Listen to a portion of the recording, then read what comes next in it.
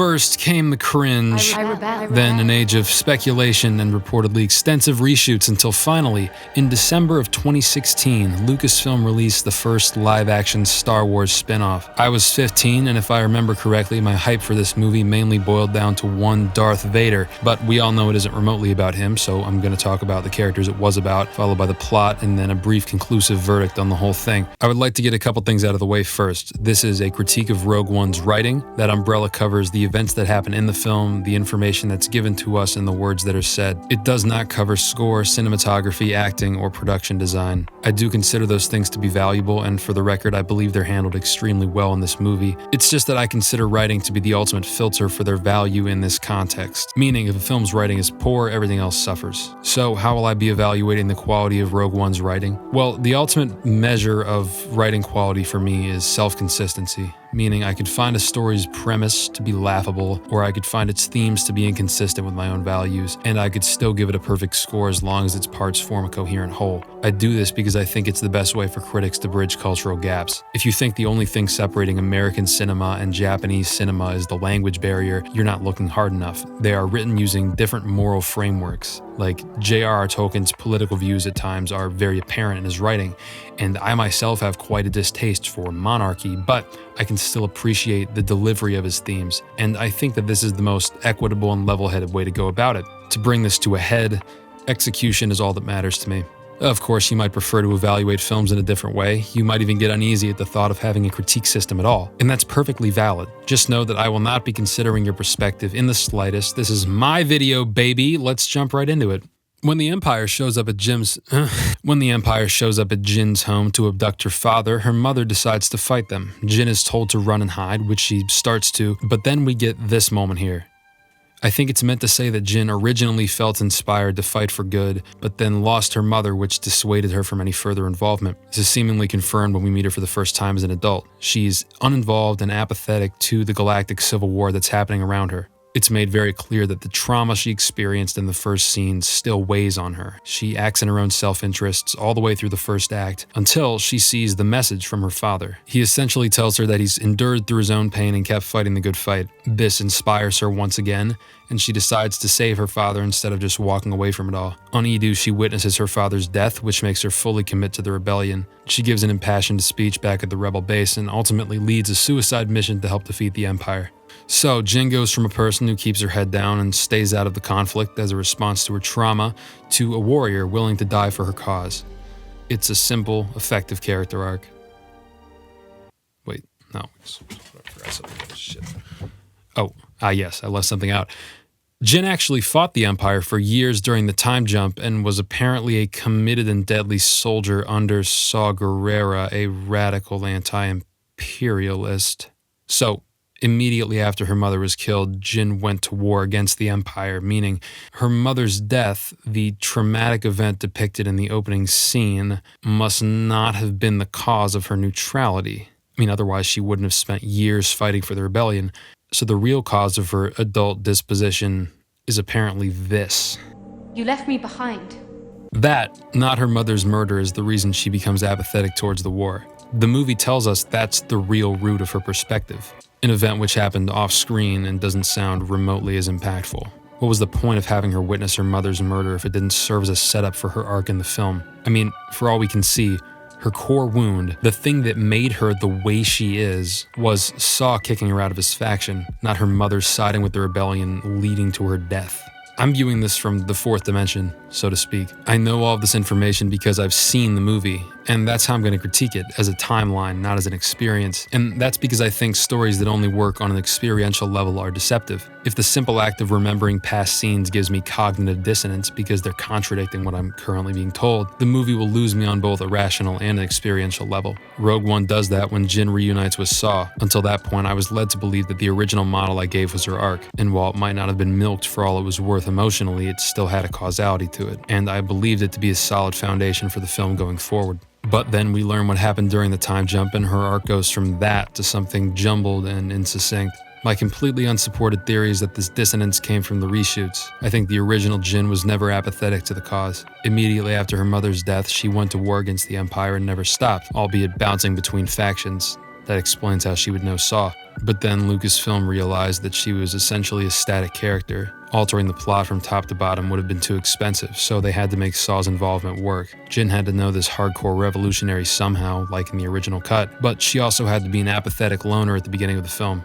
Gilroy tried to solve this by giving her backstory a detour into rebel land, but I don't think he realized that said detour would recontextualize everything and reduce her trauma in the opening scene from the very foundation of her character to a beat that was at best partially formative. He tried to take one step forward and ended up taking 2 steps back.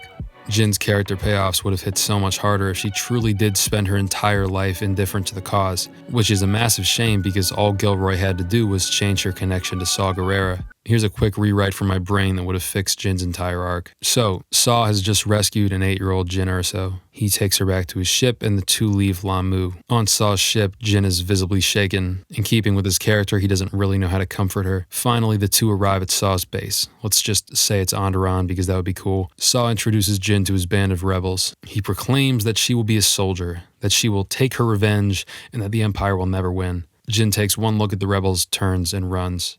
She grows up as a grifter, serving only herself, avoiding the war because of how much pain it caused her. Eventually, the rebels track her down and the rest of her arc remains virtually unchanged. Except now, the traumatic experience at the beginning of the film is actually the undisputed foundation of her arc. It was really sad to see them fumble this one, especially since if my theory is true, they started with an already solid, static character and were only trying to improve her. You might have connected to Jin on an emotional level, or you might have felt the dissonance I did. Either way, my point is that her development was robbed of its full potential. By exposition, of all things. Just goes to show how one seemingly harmless line can have a ripple effect of implications, and demonstrates why writers have to be careful about filling the gaps caused by time jumps. This isn't dead space, it is part of the story, it's just easier to ignore because it wasn't shown to us. I didn't even realize the bizarre flow of Jin's backstory until I started prepping for this video and analyzing the film line by line, and I'd seen it at least 5 times before then. My point is that the protagonist's arc is supposed to be the backbone of the entire story, and Rogue One effectively has scoliosis. But there's a lot of movie besides her. Let's get into a character I thought was handled much better. Cassian Andor's first scene tells us all we need to know about him. He comforts an informant before murdering him in cold blood so as to not leave a trail. I was ecstatic to see what this guy's journey would look like. Once the rebellion learns the location of Jin's father, Cassian is given orders to kill him. But Cassian's resolve is tested when he learns that Galen is actually helping the rebellion.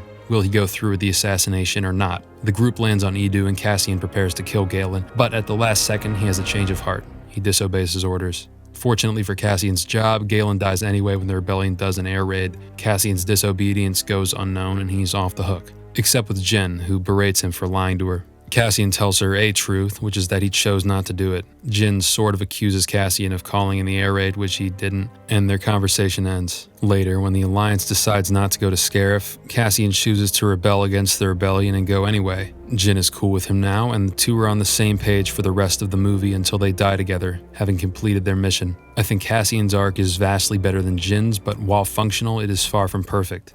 The character flaw introduced to us in Cassian's first scene is that he's willing to commit atrocities for the greater good. Note that he kills the informant because the informant was wounded and thus a liability. He doesn't do it because the higher-ups told him to, he does it because, in his worldview, the ends always justify the means. He believes in the rebellion so deeply that he's willing to kill innocent people. The next major choice he's faced with, half a movie later, is killing Galen for the rebellion. This time he chooses not to. The action shows a major change on his part.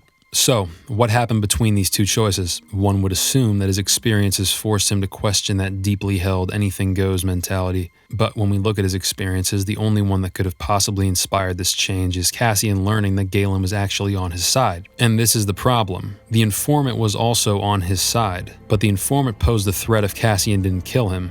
Galen, in light of new information about his true allegiance, did not. What I'm saying is that the film treats them like the same thing and frames Cassian's decision to not kill Galen as development, when in reality they are not equivalent, and Cassian certainly might have killed Galen too if he believed sparing Galen would jeopardize the rebellion. Now, I don't know that for a fact, and that's the problem. It's muddy. This character is built on 3 major decisions. These moments should plot a concise progression of his character, but the choice of whether to kill the informant and the choice of whether to kill Galen are presented to him under vastly different circumstances.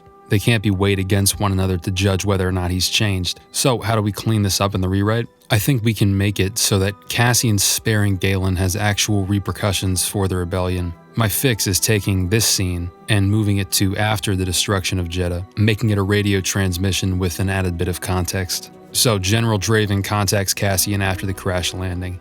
He has some dire news. One of the rebel factions lost a lot of soldiers on Jeddah, and they're pissed. If the creator of the Death Star is spared, they'll leave the Alliance. Draven tells Cassian to kill Galen as he doesn't have access to the schematics anyway, and letting Galen live would fracture the rebellion. Now I have made these two situations equivalent. Cassian's choice will signify beyond any shadow of a doubt whether or not he's changed. And has he?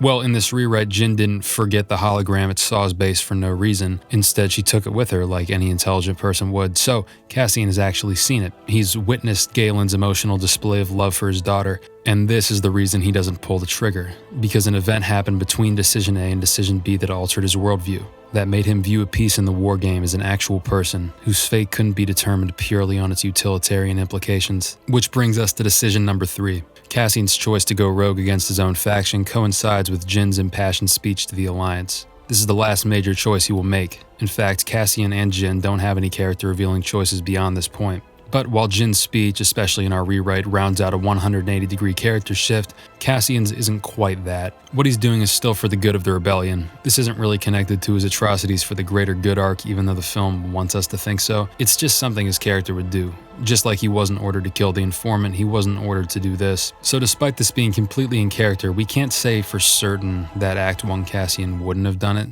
I'm not convinced it's a moment of development. The writers treat following orders unquestioningly and committing atrocities for the greater good as equivalent when in fact they're not. And the character would be more clear had he only struggled with one. I honestly can't think of a way to weave Cassian's final big decision into his arc. For all intents and purposes, his development is complete when he refuses to kill Galen, and that's okay. I'm fine with characters who experience stretches of change and stretches of continuity. I don't need every arc to be tied up in a nice 3-act bow as long as it depicts emotions faithfully. And I do seriously applaud Gareth Edwards for introducing actual moral complexity into the story, the kind that makes you feel sick because there's no obvious right choice. Any writer can present a character with a rock and a hard place decision, but only some have the balls to actually make the character go through with it. Not to mention, this is the first time we meet him. So now that I've covered the 2 lead characters at length, I'm going to go over the rest. Even when I was still fully on board with this franchise, I held the belief that Disney's unwavering commitment to the ragtag band of underdogs model was limiting. I assumed, kind of correctly, that we'd see a slew of team-up cliches. The big guy, the martial artist, the tech guy, the leader. My expectations were low going in. That said, I was surprised in some ways. I'm going to rapid fire through the ensemble from best, meaning they display internal consistency and contribute to the broader story, to worst, meaning they don't do one or both of those things as well. First, we got Bodhi. We meet Bodhi after his betrayal of the Empire, so he's a pretty static character at this point, but the real reason I like him so much is that he doesn't feel shoehorned in. He emerges naturally from the plot, as in, if you described the film to me but omitted him, I would ask, how did Galen leak the information off-world? And Galen filling an impressionable young cargo pilot's head with thoughts of righteousness and redemption is by far the most interesting angle on that.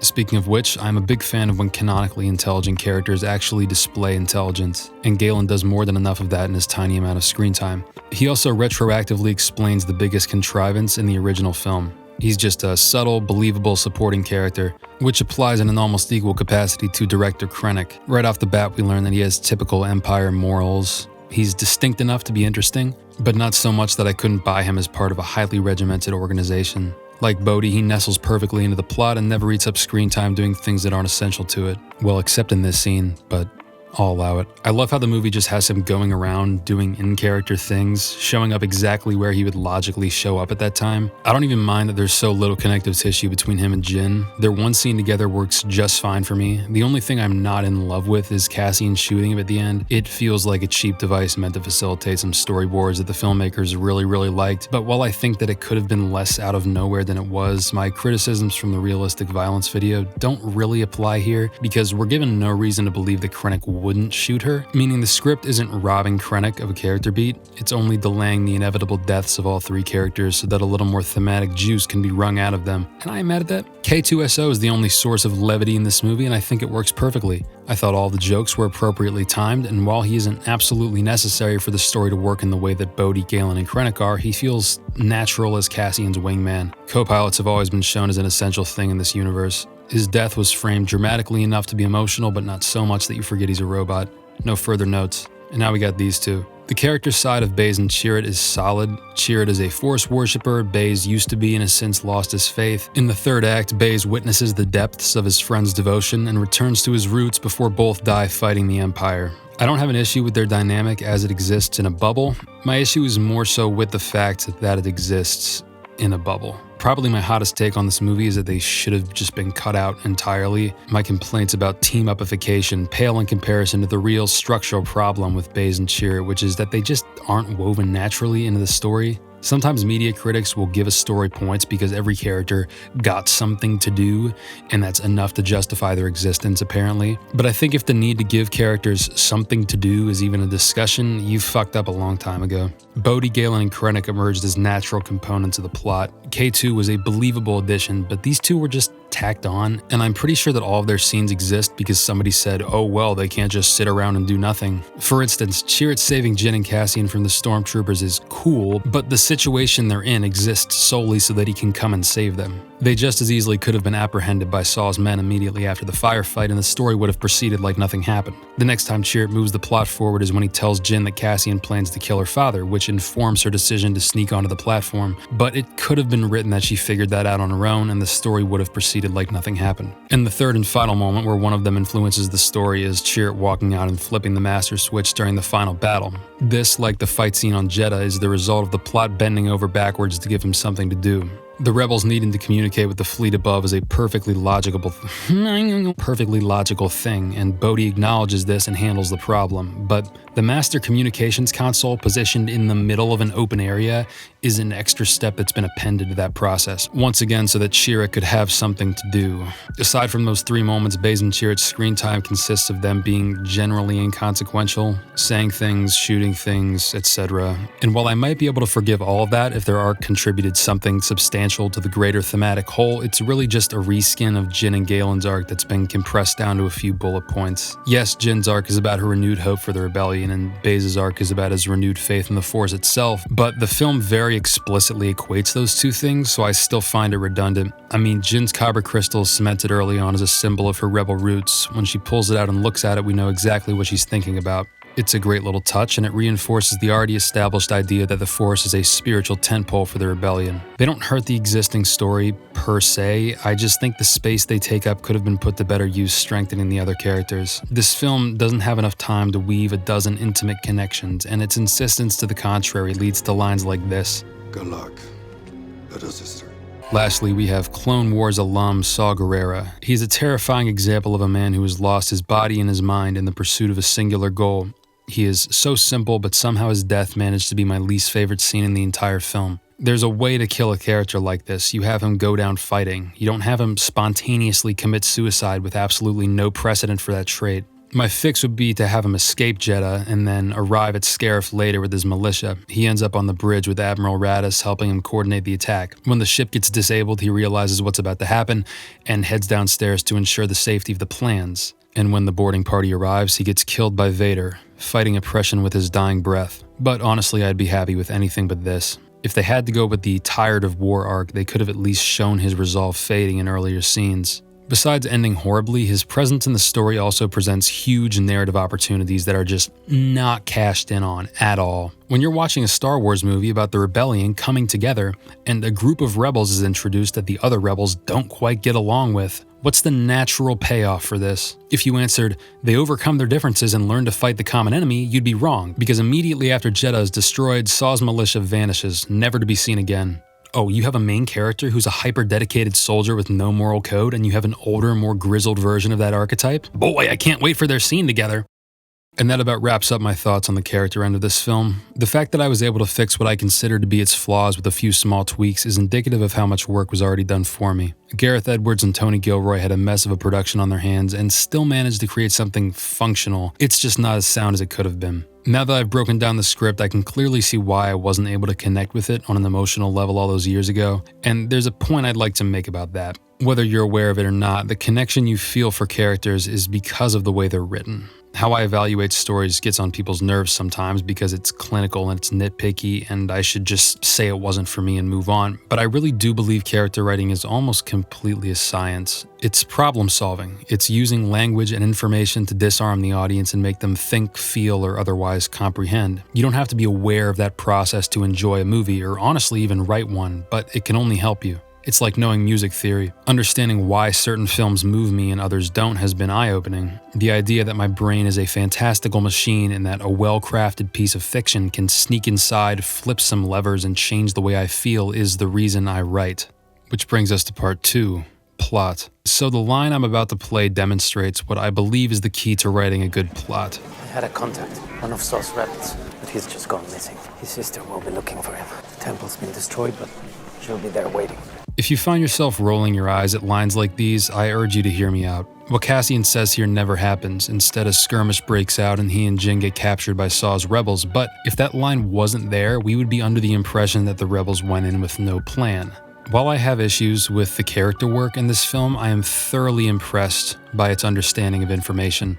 In the final season of Game of Thrones, spoilers for that by the way, although I don't think it's good enough to care about, the army of the dead attacks the castle of Winterfell. The dead can only be defeated in 3 ways: by fire and by 2 substances known as dragonglass and Valyrian steel. It is known beyond a shadow of a doubt that normal weapons are ineffectual against them.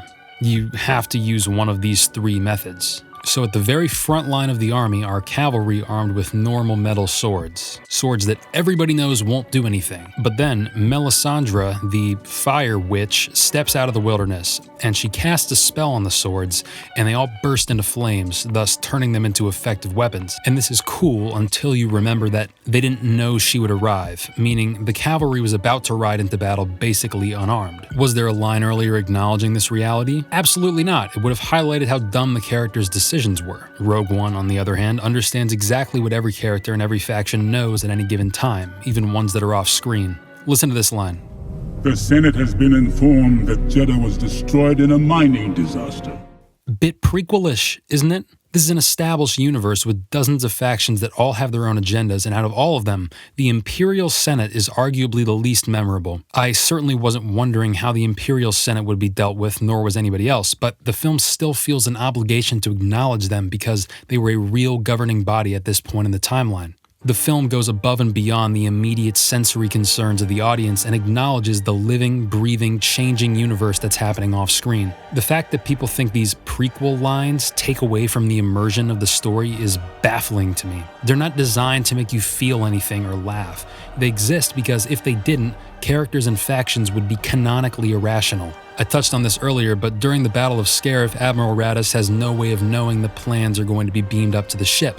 So Bodhi has to patch through and tell him. The plot is now generating itself because the writer acknowledges each character's status as a sovereign entity, whose actions and words are determined by what they know, not by what the audience knows. In psychology, this is called theory of mind. Children develop it at around 4 when they realize that other people store knowledge and experience thought just like they do. It's not difficult to incorporate into writing, but unfortunately it seems to be the first casualty when the goal is to get all of your characters in position for the cool scene. The fact that Gareth Edwards covers his bases and has each character act according to what they know says volumes about his standards as a storyteller. In a different film, Galen might have sent Bodhi directly to the rebel base. It would have spared us a whole lot of exposition and planet hopping in the first act, but Galen doesn't know where the rebel base is. None of the Imperials do. He has exactly one contact in the rebellion, and that's who he sends his information to. I could go on and on with these because they are the fabric of the plot. It's built on asymmetric information. Greg Fraser's flawless cinematography in Rogue One gives us visual scope, but the writing is what actually makes the world feel big and alive. When characters are allowed to know everything the audience knows despite having no means of gaining that information,